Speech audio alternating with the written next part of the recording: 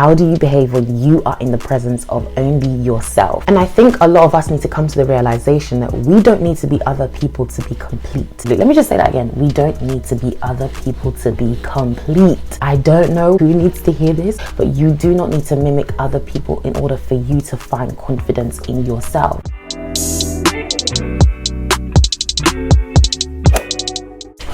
Hello, it's me again. Welcome back to my YouTube channel. It's your girl Fejiro, and I'm back with another video. If you're new to my channel, hello and welcome.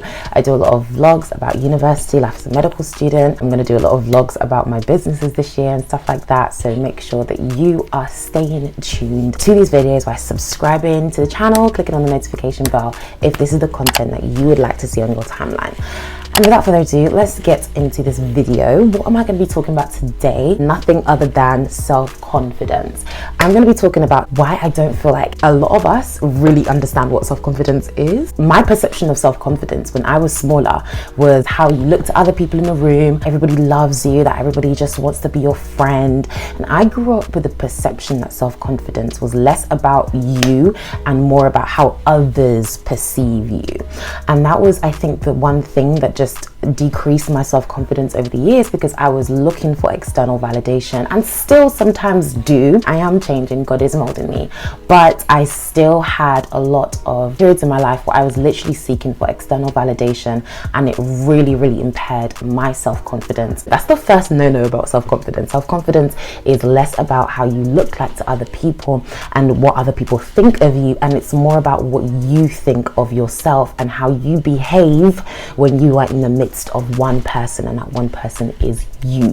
How do you behave when you are in the presence of only yourself? And I think a lot of us need to come to the realization that we don't need to be other people to be complete. Let me just say that again. We don't need to be other people to be complete. I don't know who needs to hear this, but you do not need to mimic other people in order for you to find confidence in yourselves. I know, like, at this point people will be like, okay, so how do you build self-confidence? How do you build a good relationship with yourself? And I break it down into little things like what we use in other relationships. We use values like respect, trust, honesty, good communication skills, and love. We use those values to make or break a good relationship. And I think we should start using those values when we start to think what makes or breaks a good relationship with ourselves. So for example, take honesty.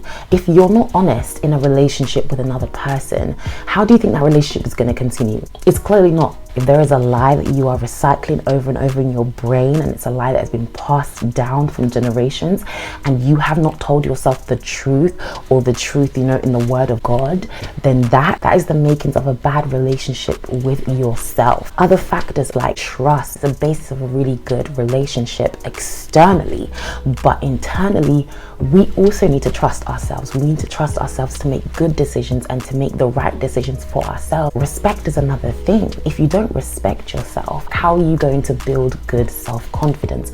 Respect is such an important factor. Having really good self-respect just means forming boundaries that you know if somebody crosses, that person is out of your life. Having boundaries does not mean that you are restricting your freedom. It means that you are in fact increasing your freedom, because it means that you can be yourself more without, you know, the fear of other people crossing over boundaries, because you set them in place. Other values like communication. We always emphasize the need for good communication skills when we're thinking about relationships with other people, right? But we don't think about the value of self-talk. And people used to call people who talk to themselves weirdos. Having good self-talk is so important. Your mind is so powerful. The things that you continuously think about is going to determine how much progress you're able to make. And if you keep on saying things like, I don't make good decisions, I'm never going to make it, I just hate myself, like, those things are really quick ways to deteriorate in self-confidence. If you don't believe that you're going to succeed in something, you're less likely to do that thing that you actually want to do. So start having the audacity to believe in yourself. If you're not in that mindset right now, then you're not ready to accept what your future is going to give to you. That's facts. I think the most important one of those values, like I said initially, was love. Love is so important, you know, doing all the things like respect, trust, good communication skills, boundaries, honesty. If you're not doing all those things, then it just decreases the amount of self-love that you are able to store inside. So I think it's so important for us to not just look at all of these values and factors that we seek in other relationships and keep them there, but we need to transfer those values and build our own relationships with ourselves. It's so important for us to start internalizing all of the great things that we start looking for in external relationships. Well, I don't know when you guys will see this video, but it probably won't be after Valentine's Day. Ultimately, if you're single, it is the perfect time for you to build a good relationship and a good foundation with self-love and loving yourself and building your self-confidence, so that when you are in a relationship with someone, you come into that relationship being whole and complete, and you don't start basing your self-worth and self-validation on what that person says to you, because you already say these things to yourself. You already build your self-confidence by good self-talk.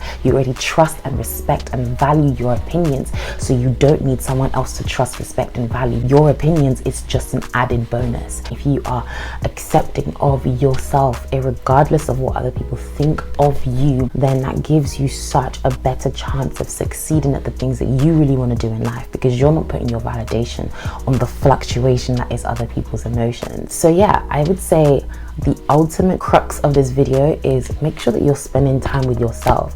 Make sure you're dedicating time to really grow yourself.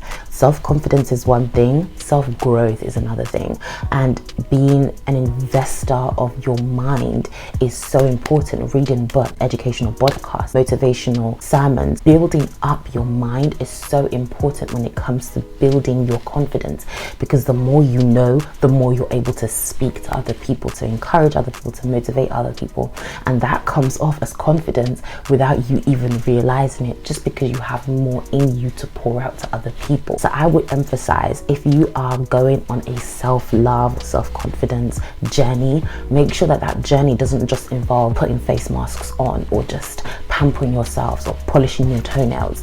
Make sure that self-love journey involves pouring into yourself, growing your mind and your mentality. So I hope this video has been really informative on just growing your self-confidence, growing into the woman and the men of God that God wanted us to become. If you guys enjoyed this video, make sure to subscribe to this channel for more amazing content.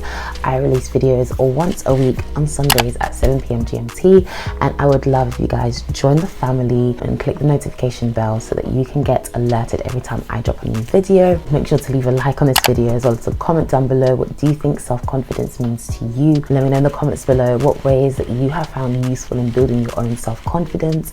And without further ado, I will catch you guys in my very next video. Bye.